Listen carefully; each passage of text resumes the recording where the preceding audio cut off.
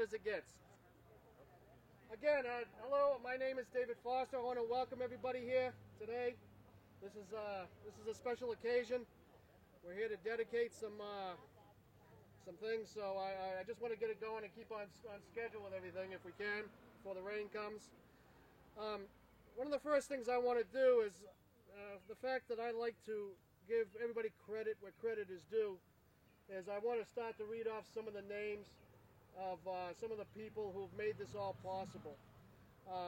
This is not just a one-man show. This encompasses a lot of people, and I just want to let you know that it first started off with two students. I apologize that they're not here. They're in school. Michael Mead and Elian Kielsen. They were the first two students that came up with the idea of putting a park at Marathon to dedicate to the marathon in Ashland. They came to me with a drawing and a list of rocks and stones and said, "Can we do this?" And I said, "Yes, we can. We'll get the Boy Scouts and try to make something happen." The boys then unfortunately went to school, and they both are in architecture, and they're doing extremely well is what I heard. And they sort of just took off and went to college.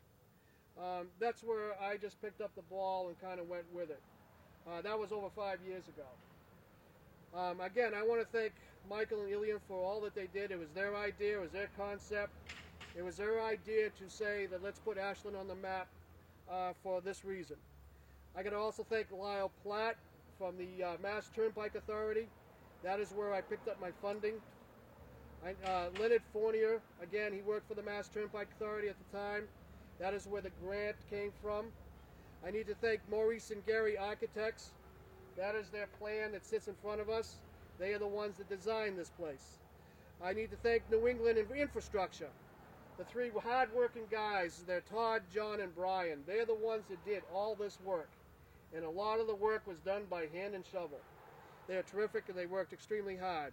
I need to thank the Ashland Board of Selectmen, the town manager, Dexter Blois, who was here at the time, Isabel Harrison, the new town manager, Hector Rivera, the assistant town manager, Dale Morris, the Department of Public Works. They helped quite a bit. The Ashland Conservation Commission, the Ashland Planning Board, Richard Fannin and the Historical Society, Jack Fleming, who's here from the Boston Athletic Association, Jeff Stone and the Mass Association of Track and Field, and a lot of the representatives that are here. And of course, I have to also thank Coach Squires. Coach Squires is here, but we'll get him up here in a minute. Again, I want to thank you all for joining us to recognize the significant role that Ashland has played over 79 years ago in this famous Boston Marathon. Yes, this is the first running of the prestigious Boston Marathon. This is the location. It is nowhere else but here in Ashland. It began right here on April 19th, 1897 at 1219, where the Metcalf Mills once stood, which is right in the hole over here. Right here, Tom Burke yelled, "Go!" And 15 runners were off and headed to Boston for the first running of the Boston Marathon. And for 26 years, the race continued to be run from Ashland. Today, we mark that occasion and dedicate this park to everyone for their contributions to the long success of this event. This park will stand as a symbol honoring all who have played a role, past, the present, and the future. I am confident that this is only a beginning, and with your continued support, Marathon Park will emerge as a place to visit, a place to enjoy the natural beauty, and to be educated for all the visitors about it, the importance of the history, and most importantly, the keepers of the flame. And what I'd like to do now is bring up Coach Squires, the man behind the keepers of the flame. Come on up, Coach.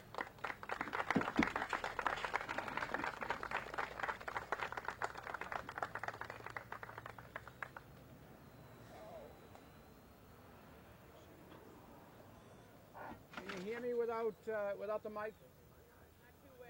Not too well. Okay, I'll use the mic. This was a. You gotta push the button, Coach. Oh, okay. Gotta hold on. Over here. Yep. This was an idea that was born by two people talking one day about the people who really got the start of the marathon, and who really was behind it, etc. And of course, it was George Brown in 1896 that got the idea, and he made the marathon course as close as the course that you're going to see a year from August that's going to be run in Athens, Greece. So he came back, and sure enough, they plotted it out, and where did they end up? So they decided that Boston would be the finish, where the BAA right down the street where their running track was, and their headquarters, which is now part of the Boston Public Library, the rear part. They owned that up until 1957 when they sold it to the Boston Public Library. But for those 26 years, as David had stated, it had started here. And it started with a man that had taken it was mostly dirt. Now and then they'd hit tar when they'd hit each little city. So these men had quite a task, and lo and behold, did they think that it would go on for 113 or so years, and it is the oldest running event in the world, and it is one of the oldest sporting events that is run in the world. Because as we know, baseball, basketball, and football came much later. Running and horse racing were the first two sports. A lot of people forget that. Sometimes we've got to educate the sports writers of America to that tune, and I try to at times. The wonderful thing is that we have Bob Campbell, who's 94 yesterday, in our midst. And we have Scotty. We have Scotty's wife that Jeff Stone found, and I knew Scotty McFetridge since 1951, a million years ago when I was a young schoolboy, and he was always there, adding a little pat, saying this, that, and the other thing to me, and lo and behold, as time went on, I worked with him for about 2 or 3 years. I think that the mass officials then kicked me out the door, get out of here. But I mean, it goes way back when they lived in Belmont, if I remember. Yes, yeah. Now,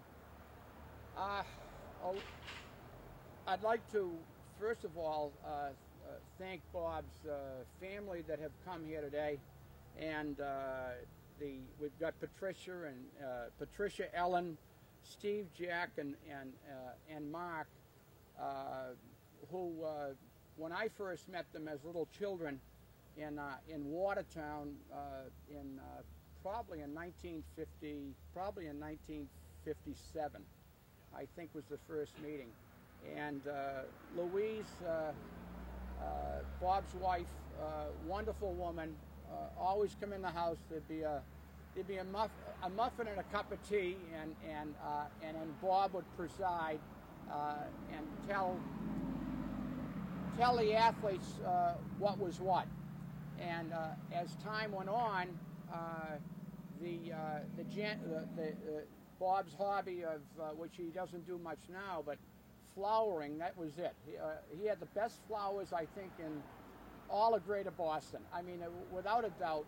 And his other flowers were his grandchildren and great-grandchildren. I mean, the man would talk, show pictures, and so forth. So, going back, that's a little bit about the legacy of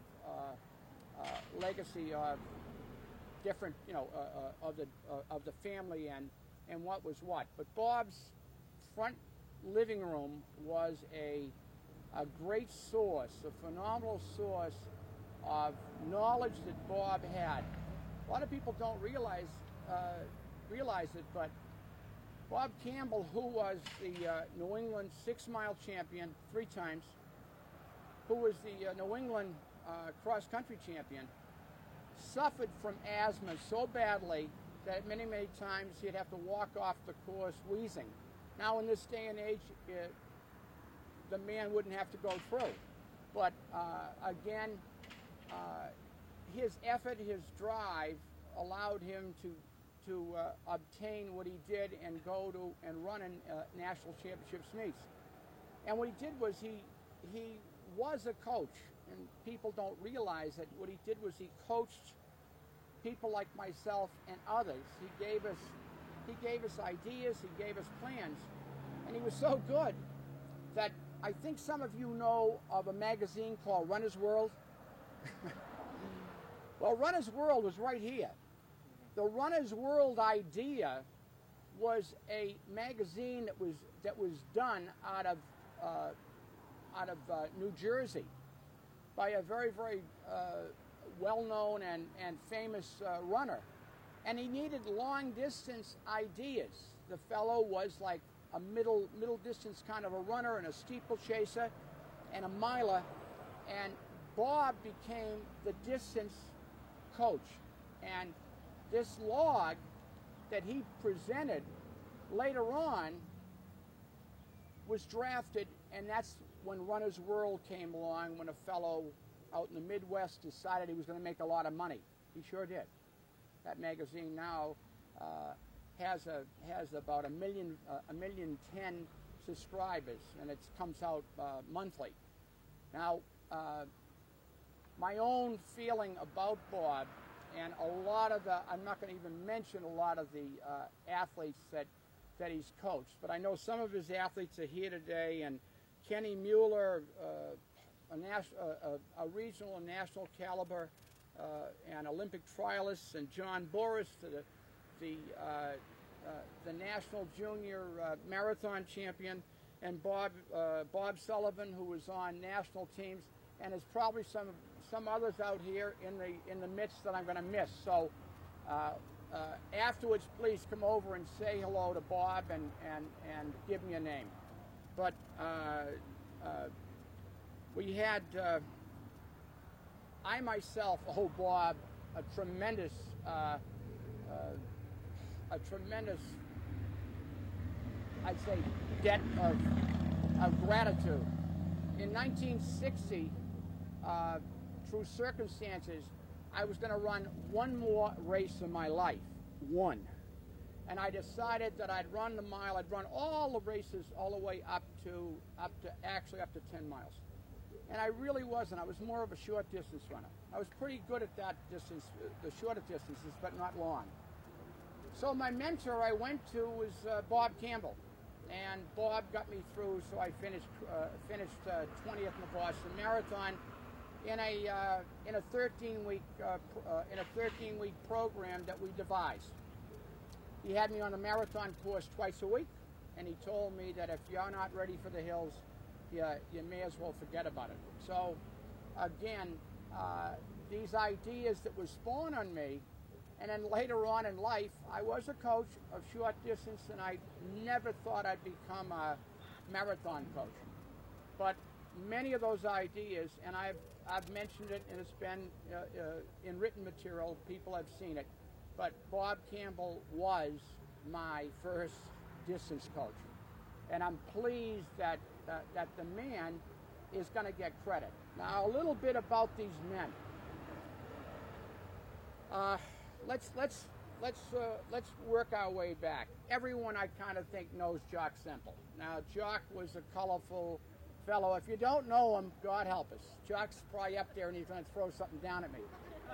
But he was a rascal, and he was a very caring man, but he had a kind of abrupt way of saying things and doing things. And but Jock was a very, very good marathoner. He won the Philadelphia Marathon, and he finished in the top 10 on 3 occasions in Boston. And he was a massage. He was a PT, a massage man, really. And again, he formed and worked the BAA team, and went around and got every good athlete that was coming out of college or high school, they were a BAA member, and their children got BAA little shirts to wear. And he really kept the BAA marathon team together, and the BAA. In the early years, it was organized out of his office. That's enough said with Tony Noda, a phenomenal man. Lived with his sister in the North End. Was the timer in the Boston Garden for hockey, and also was the timer for the basketball team. He was a track timer and at the marathon each year. The ironic thing with this, Tony finished at 4:06. The last person that he could see coming down the street, he waited, and then he turned off the timing device. It was at that time 4 hours. As he walked to the other side of the street to get the subway, he succumbed. So he died. He died doing something that he actually loved. He loved timing, and he was a very, very wonderful, caring fellow. And he was noted. Scotty McFetridge had done more with officiating than I can believe. I mean, he was there, hot days, cold days, whatever. He'd be there with a clipboard and record times and organize 3 to 4 or 5 people. And he just was a tremendous person. I'm so happy that his wife is here today. And Bob, yeah. And Bob, I think Marathon Park is anchored, like we say in a relay team. You know, we have a good team and a heck of a anchor. I kind of think, Bob, this is wonderful. I'm so happy that you're here to get it, because these men, this is it. The reason they're really noted is they gave themselves and never got a penny. The money came to marathoning and distance running later. It did not come in their time. They took out of their own pocket for gas, food, and whatever to get to a site, time it, and then on the way out, some now and then some athlete would say thank you. But I mean, again, we're indebted to these people, and that's why it's so wonderful that Dave Foster had taken this upon himself. And Dave is not a marathon man. Where are you, Dave? He's not a marathon man. No. But I'll tell you what he is. He's an historian, and the other aspect is he's an organizer. And what you've done, and I expect in years to come that this will grow. And we, from the guests here today, the families and friends, again, Marathon Park is a tremendous idea, and I'm sure that nationally it'll be noted and recognized. And I'd like to give an applause to our man who did it all. Thank you. That's it. Oh yeah. And lest I forget, the man who actually kept running in the newspaper was a fellow named Jerry Nason. How many here know of or read of Jerry Nason? About half. Okay. Jerry Nason was a fellow that went to Newton High School. Right out of high school, he had written in the yearbook and then the newspaper. And I got to know Jerry later in life. Became a phenomenal woodcutter. I mean, you know, his art was wonderful. In Winchester, I went into his garage and I went, holy criminy! You know, it was just devastated. I was devastated by what this man had done. But he worked for the Globe for I believe 42 years. And he followed the marathon and loved it. As he said, I was born in the Newton Wellesley Hospital, and my mother said that my father said he held me in the arms, and I was 3 days old, and made me look as the runners ran by. I hope it's not a lie. Okay. But at least it makes a good story. So, and Jerry coined the word Heartbreak Hill.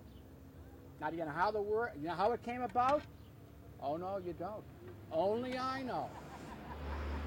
What happened was, old Johnny Kelly was actually, he was having a tough time with Cote, Gerard Cote from Canada. And he was a tremendous runner and a national, he used to, what do they call it? Used to run on, what do you call it? Not skis, run on those, can't think of it, snowshoes. He was a snowshoe man, and he was like a bull of a fellow. Every time he'd follow Kelly, and at the end he would beat Kelly.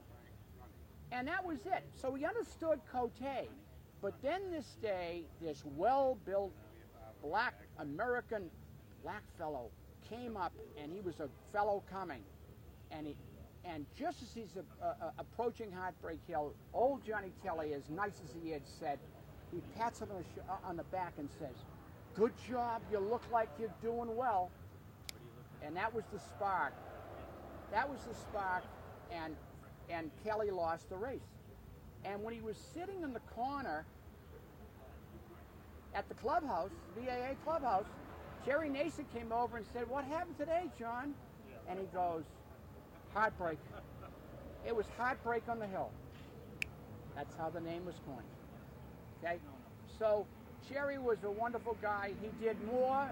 There was a month of material that would be in the Boston papers because he was the sports editor, and they had to accept whatever he wanted. And there were many, many times where he'd give Bob the accolades, and the members of this committee.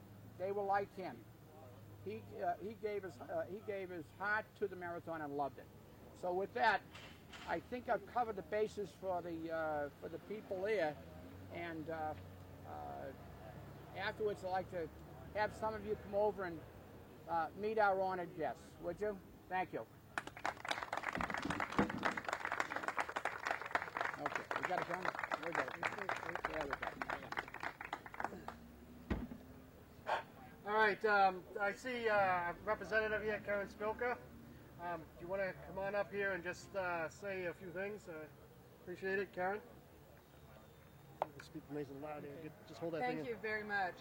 I do want to welcome you, and thank you all for coming. And I just want to add a few points. First of all is to hear that this all started as an idea from two young men. It was just a vision that they had. And to be able to accomplish that vision, I hope that this is a testament and a great example to all of the other young people everywhere as to what, if you reach for something, what you may be able to accomplish if you try to start following through.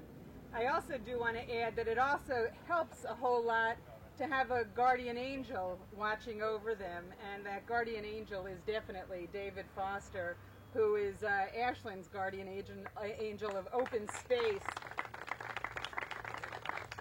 One of the most tenacious people I know, and thankfully he lives here in Ashland. So I do want to thank David. And this is and will become a jewel for Ashland. So I thank all of the people that are involved. I won't name them again. It's something that I feel that will become really an important part of the town and will grow and hopefully bring others to the town to realize that this is such an important event, to be able to commemorate it here today, commemorate it as a park. And I do want to add that I had the luck to be involved in helping some Boy Scouts and Girl Scouts design an Ashland flag. And this was such an important part of Ashland's history that they incorporated the fact that the marathon began here in Ashland and the flag is actually being made, maybe as we speak. It should be completed within a few weeks, and the first one will go up in Town Hall, and there will be one in the State House because Ashland did not have it. And in addition to being home of the electric clock, the kids wanted to signify that Ashland was home to the marathon, and there is a laurel wreath that surrounds the symbols of Ashland to commemorate that, because they felt that was a really important part and history of the town. So I thank you. And I was just handed actually a citation, and I also thank the honored guests for being here. And this is a citation from the House of Representatives. It's to Bob Campbell. I want to thank you. It's and I will read it. I have the good fortune to present this on behalf of James Valley, who is a fellow representative in the House. I assume you live in Jim's district. I can read it to you. It's the Massachusetts House of Representatives office its sincerest congratulations to Bob Campbell in recognition of your contributions to the Boston Marathon, as well as your late colleagues Scotty McFetridge, Jerry Nason, Tony Noda, and Jacques Semple as the keepers of the flame. It is in large part through the hard work and devotion to the sport of long-distance running by the keepers that the Boston Marathon maintains its status as one of the world's most prestigious races. And I thank you very much for that. It's given this 21st day of June, and it's signed by Tom Finneran and Jimmy Valley, representative. Thank you very much. Thank you. So thank you for coming, and I hand it back over to the guardian angel of the park. Here. Thank you. Thank you, Darren. Now I'd like to introduce Jeff Stone. Come on up here and speak a little bit. Thanks, David. I'm very proud to be a resident of Ashland today. In the running community, when I tell people I'm from Ashland, they say, where do you live? Well, I don't tell them West Union Street. I tell them I live between the 5-kilometer and the 3-mile mark of the marathon. They say, you live right on 135. So people have an affinity towards Ashland and the marathon. On behalf of my group, the Massachusetts Track and Field Officials Association, its members, and the running community of Massachusetts, we want to thank and acknowledge the town of Ashland, David Foster, Dick Fannin, Mike Mead, Elion Kielsen, for their efforts in perpetuating the original site and the starting line of the marathon here at Metcalf Mill. And also for honoring these 5 gentlemen here: Scotty McFetridge, Tony Noda, Bob Campbell, Jacques Semple, and Jerry Nason. This granite marker is aptly named Keepers of the Flame. It's fitting tribute to these gentlemen who in their own way were the founding blocks for the building of the marathon, for the stature that it holds in the running world today. And people don't realize that Jacques Semple used to keep entries in history of the marathon in a shoebox in his trainer's room. And Jerry Nason fought for a long time to give this marathon the publicity that it endured. And Scotty and Tony were members of our association who used to work this race for gratis to have the Times to keep some history for us. Just like Johnny Kelly's statue in Newton, Wellesley College, and Heartbreak Hill, Ashland's now got a landmark worthy of note to any marathon runner. So when people go to Hopkinton, or they go by the Happy Swallow, or they go to Wellesley College, we're going to hope now they stop here in Ashland and look at Marathon Park. I'm a lifer from Ashland. It's a well-timed honor that marathon history has been established in Clockertown. And we have to thank you for that, David, and the guys as well. As president of the State Track and Field Officials, surrounded by my fellow members, Lou Tommy, Jerry Canner, Bob Muldoon, Bob and Lou are past runners of the marathon and completed the course with distinction, and Charlie Leveroni, who's here as well. We want to thank the organizers and pledge our support from our association to your program for things we can do to help you in the future. We want to welcome Scotty's wife, Ruth, and her family, and Bob and his family to the festivities today. Scotty would have been very humbled today, but very pleased by this honor. Scotty gave over 50 years of service to our association as secretary. In fact, he's our secretary emeritus, and he was a founding member of our group when the group was established back in the 1940s. His name still evokes respect and admiration around track and field officials, not only in New England, but in the nation as well. As a former coach at Ashland High School, this is a great tribute to the athletes of the town, for the high school athletes. They can come over here and they're running sometime and maybe draw some inspiration off of that. This is a great tribute to the best marathon in the world. A lot of people like to emulate Boston. A lot of people have tried to copy it, but there's only one Boston Marathon. When people tell you, well, maybe I ran San Diego, maybe I ran New York, maybe I ran London, but their whole thing is, you haven't run a marathon until you've run Boston. We want to thank you for letting us be a part of this great day and be a part of the festivities. Thanks, Dave. Really do appreciate it.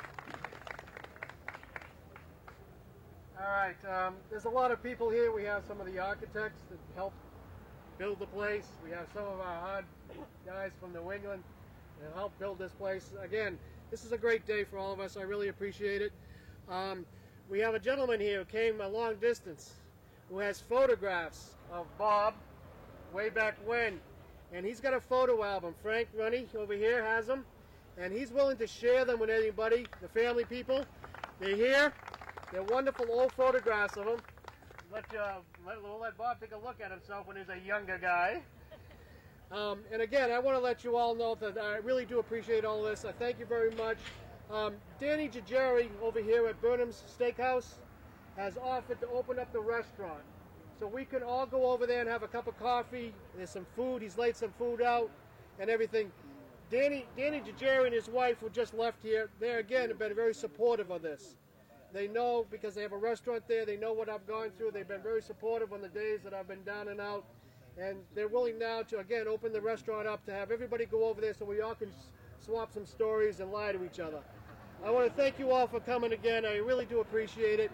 And let's have a nice day. Thank you.